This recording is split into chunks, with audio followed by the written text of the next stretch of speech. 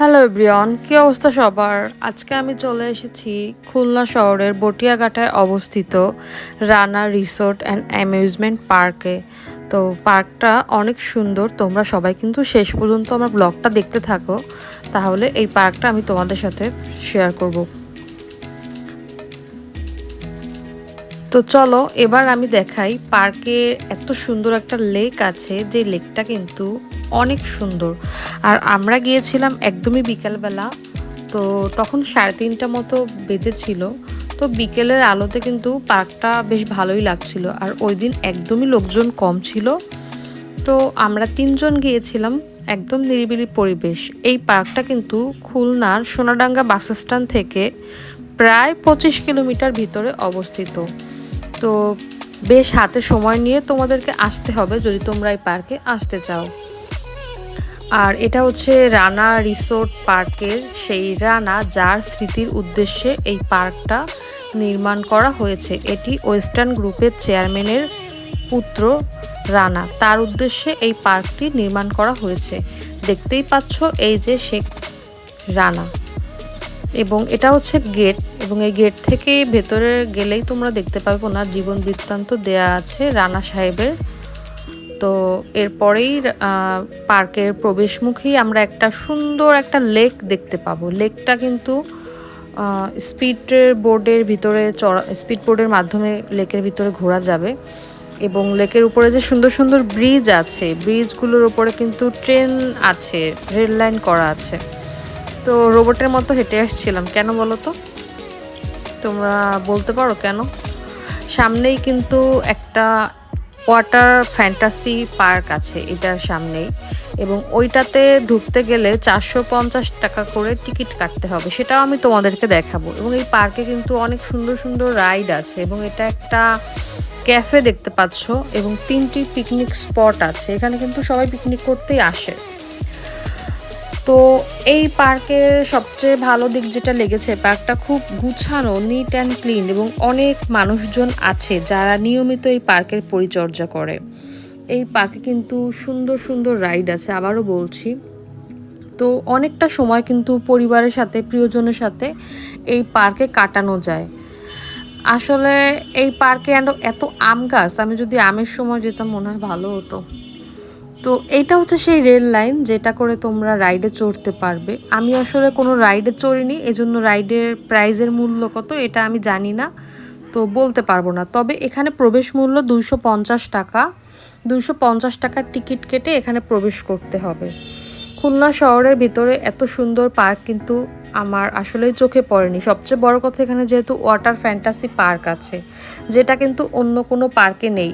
এরকম পার্কের পরিবেশটাও আসলে খুব ভালো ছিল, লোকজন একদম কম ছিল। অনেক দিনই দেখেছিলাম ইউটিউবে, ফেসবুকে এই পার্কের ভিডিও, কিন্তু খুলনা শহর থেকে অনেক দূরে বলে আমার যাওয়া হয়নি। তবে এবার ঘুরেই এলাম এই পার্কে। এই পার্কে কিন্তু অনেক সুন্দর সুন্দর ছবি তোলার জায়গা আছে, যারা ছবি তুলতে পছন্দ করো তাদের এই পার্কটা ভীষণ ভালো লাগবে। কিন্তু ওই দিন আমি খুব একটা ছবি তুলতে পারিনি, তোমাদের জন্য ব্লগ করতে করতে ছবি তোলা আর সেভাবে আমার হয়ে ওঠেনি। আর এত সুন্দর সুন্দর ফুল গাছ আছে এই পার্কে। পার্কটা ঘুরে বেড়াতে বেশ ভালোই লাগছিল। আসলে সবসময় তো যান্ত্রিক পরিবেশে ভালো লাগে না, এভাবে একটু নিরিবিলি পরিবেশে ঘুরে বেড়াতে সবারই ভালো লাগে। এবং এই পার্কটা কিন্তু খুলনার পশুর নদীর পাশেই অবস্থিত, সেটা আমি তোমাদেরকে যখন এই পার্কটা থেকে বেরিয়ে যাব তখন দেখাবো যে এই পার্কটার অবস্থানটা কোথায়। সুন্দর সুন্দর জায়গায় ঘুরতে ঘুরতে আমাদের কিন্তু সময় ফুরিয়ে এসেছে, আমরা 1 ঘন্টা এখানে ছিলাম। আর তোমরা কিন্তু অবশ্যই এখানে ইজি বাইক রিজার্ভ করে আসবে, অথবা গাড়ি রিজার্ভ করে আসবে, কারণ এখানে কিন্তু গাড়ি খুব একটা অ্যাভেলেবেল পাওয়া যায় না। আমরা 500 টাকা করে সোনাডাঙ্গা থেকে গাড়ি রিজার্ভ করে এসেছিলাম ইজি বাইকে, তো সেজন্য আমাদের যাওয়ার চিন্তা ছিল না। 1 ঘন্টা ভিতরে ঘুরেছিলাম, ঘোরার পরে ওই ইজি বাইকে করে আমরা আবার চলে গিয়েছিলাম। এটা কিন্তু দেখতে পাচ্ছ সেই ওয়াটার পার্ক, 450 টাকা এখানের প্রবেশ মূল্য, এবং এটা সপ্তাহে 7 দিনই খোলা থাকে। এই পার্ক কিন্তু একটা রিসোর্টও, তোমরা কিন্তু চাইলে এই পার্কে রাতে থাকতেও পারো। যদি কেউ চাও এই সুন্দর পার্কটাতে রাতে থাকবে, সেটারও ব্যবস্থা আছে। এবং এখানে কিন্তু 3 বেলা খাবারেরই সুব্যবস্থা আছে, ভিতরে কিন্তু হোটেল, ক্যাফে সবই আছে। এখন আমি এই পার্কটা থেকে বেরিয়ে যাচ্ছি। পার্কটার বাইরের দৃশ্যটাও কিন্তু খুব সুন্দর। দেখো কি সুন্দর ড্রাগনের একটা গেট করা আছে। আসলে বাচ্চাদের এই পার্কটা আসলে খুব ভাল লাগবে। আমারও অনেক ভাল লাগছিল। আমরা 3 জন ঘুরতে গিয়েছিলাম।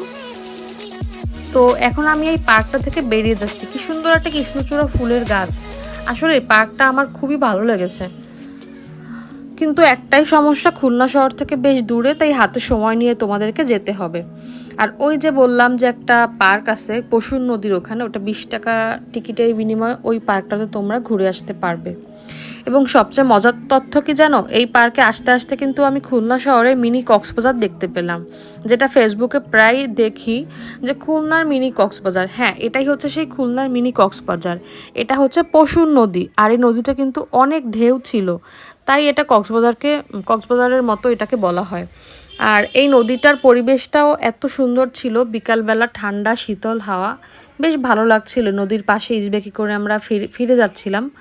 তো এই নদীটা কিন্তু অনেক প্রশস্ত, অনেক কিলোমিটার। তো এটা হচ্ছে বটিয়াঘাটা ব্রিজ। আমি আসলে বটিয়াঘাটায় প্রথমবারই এসেছিলাম, তো বটিয়াঘাটা ব্রিজটাও আমার দেখা হলো, মিনি কক্সবাজারও দেখা হলো, রানা রিসোর্টও দেখা হলো। আমার বেশ ভালোই লেগেছিল ঘুরে।